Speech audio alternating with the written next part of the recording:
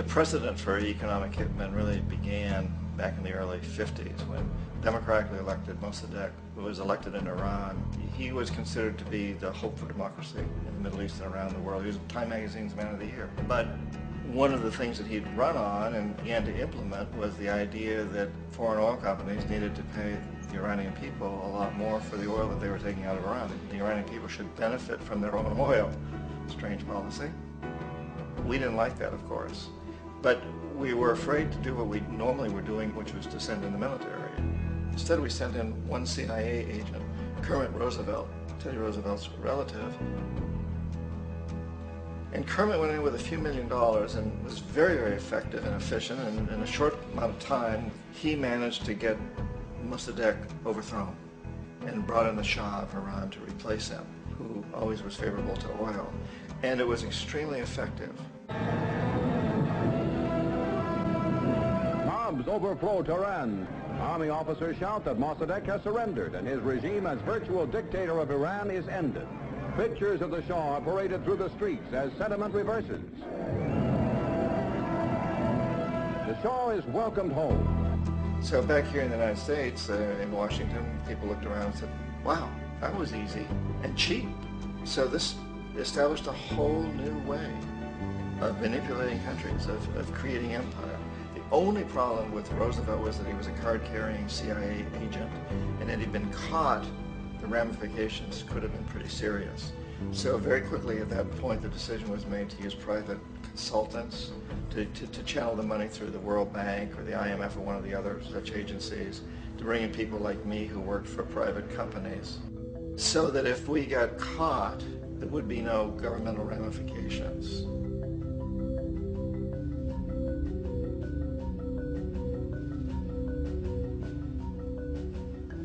When Arbenz became president of Guatemala, the country was very much under the thumbs of United Fruit Company, the big international corporations. And Arbenz ran on this ticket that said, you know, we want to get the land back to the people. And once he took power, he was implementing policies that would do exactly that, give the land rights back to the people. United Fruit didn't like that very much. And so they hired a public relations firm, launched a huge campaign in the United States to convince the United States people, the citizens of the United States, and the press of the United States, and the Congress of the United States, that Arbenz was a Soviet puppet, and that if we allowed him to stay in power, the Soviets would have a foothold in this hemisphere. And that, at that point in time, was a huge fear on everybody's mind, the Red Terror, the Communist terror. And so, to make a long story short, out of this public relations campaign came a commitment on the part of the CIA and the military to take this man out. And in fact, we did. We sent in planes, we sent in soldiers, we sent in jackals, we sent everything in to take him out, and did take him out. And as soon as he was removed from office, the new guy that took over after him basically reinstated everything to the big international corporations, including United Fruit.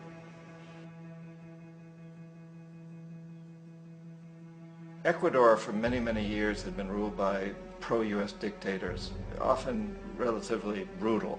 Then it was decided that they were going to have a truly democratic election. Jaime Roldos ran for office, and his main goal, he said, as president would be to make sure that Ecuador's resources were used to help the people. And he won, overwhelming, by more votes than anybody had ever won anything in Ecuador. And he began to implement these policies to make sure that the profits from oil went to help the people. Well, we didn't like that in the United States. I was sent down as one of several economic hitmen to change Roldos, to corrupt him, to bring him around, to let him know, you know, okay, you know, you can get very rich, you and your family, if you play our game, but if you continue to try to keep these policies you've promised, you're going to go. He wouldn't listen. He was assassinated. As soon as the plane crashed, the whole area was cordoned off.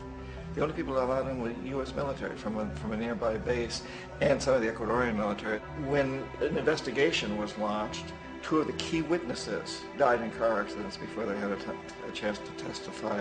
A lot of very, very strange things that went on around the assassination of Jaime Roldos. I, like most people who've really looked at this case, have absolutely no doubt that it was an assassination. And of course, In my position as an economic hitman, I was always expecting something to happen to Jaime, whether it be a coup or assassination, I wasn't sure, but that he would be taken down because he was not being corrupted. He would not allow himself to be corrupted the way we wanted to corrupt him.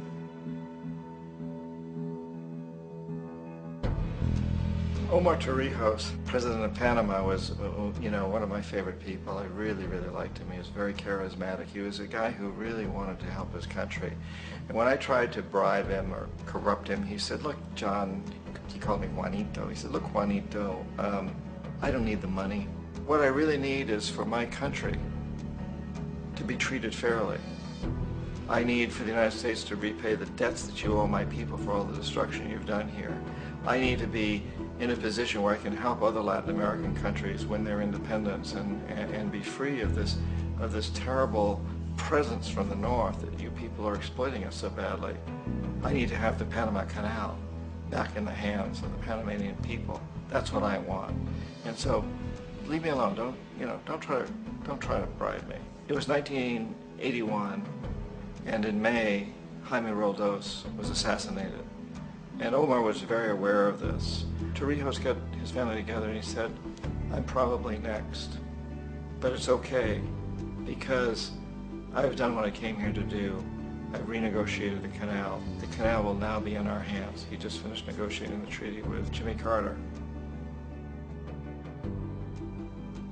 In June of that same year, just a couple of months later, he also went down in an airplane crash, which there's no question was executed by CIA-sponsored jackals. Tremendous amount of evidence that one of Torrijos' security guards handed him at the last moment as he was getting on the plane a tape recorder, a small tape recorder that contained a bomb.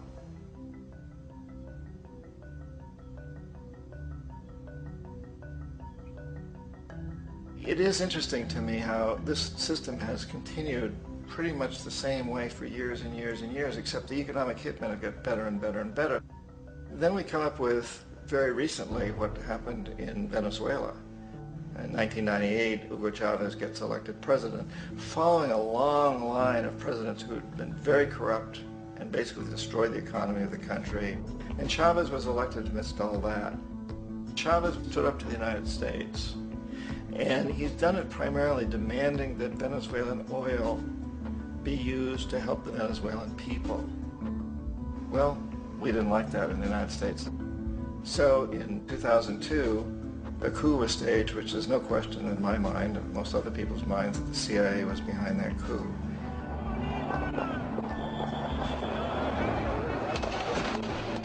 The way that coup was fomented was very reflective of what Kermit Roosevelt had done in Iran, of paying people to go out into the streets, to riot, to protest, to say this Chavez is very unpopular. If you can get a few thousand people who do that in television and can make it look like it's the whole country, and things start to mushroom.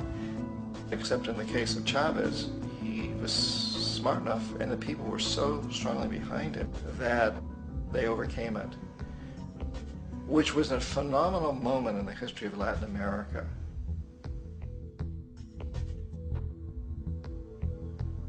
Iraq actually is a perfect example of the way the whole system works. So we economic hitmen are the first line of defense. We go in and we try to corrupt governments and get them to accept these huge loans, which we then use as leverage to basically own them.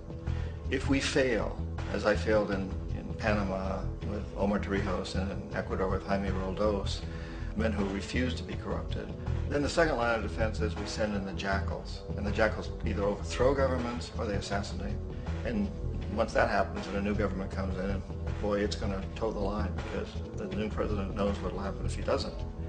In the case of Iraq, both of those things failed. Economic hitmen were not able to get through to Saddam Hussein. We tried very hard. We tried to get him to accept a deal very similar to what the House of Saud had accepted in Saudi Arabia, but he wouldn't accept it. And so the jackals went in to take him out. They couldn't do it. His security was very good. After all, he had one time worked for the CIA. He'd been hired to assassinate a former president of Iraq and failed, but he knew the system. So in '91, we send in the troops and we take out the Iraqi military. So we assume at that point that Saddam Hussein is going to come around. We could have taken him out, of course, at that time, But we didn't want him. He's the kind of strong man we like. He controls his people. We thought he could control the Kurds and keep the Iranians in their border and keep pumping oil for us. And that once we took out his military, now he's going to come around. So the economic hitmen go back in the 90s without success. If they'd had success, he'd still be running the country. We'd be selling him all the fighter jets he wants and everything else he wants. But they couldn't. They didn't have success. The Jackals couldn't take him out again. So we sent the military in once again, and this time we did the complete job and took him out, and in the process created for ourselves some very, very lucrative construction deals. We had to reconstruct a country that we'd essentially destroyed, which is a pretty good deal if you own construction companies, big ones.